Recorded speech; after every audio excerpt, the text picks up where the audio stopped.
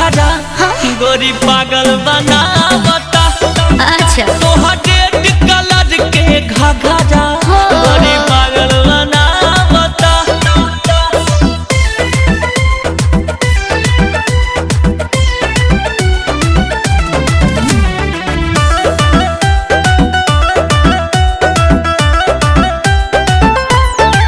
हमारा ओढ़नी के होवा तू सिंगार हो। दिल ना हमारो लागे धड़के बार बार हो।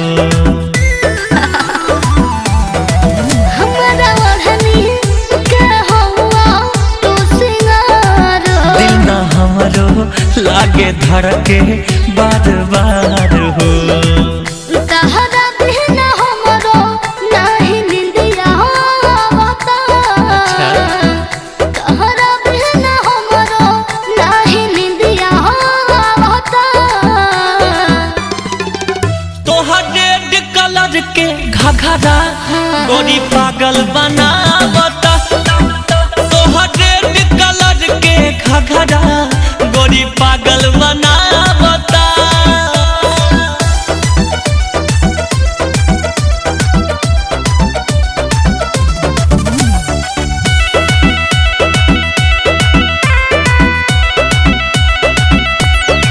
प्रेम के रोशनी में तू हमके दिहला बांध।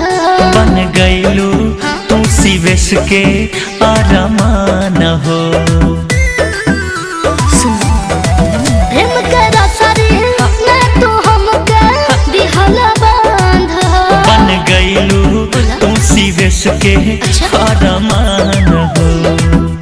इहे बात अर्जुन के मन बहकावता। इहे बात अर्जुन के मन बहकावता। अच्छा तोहर रेड कलर के घघरा गोरी पागल बनावता। तोहर रेड कलर के घघरा गोरी पागल बना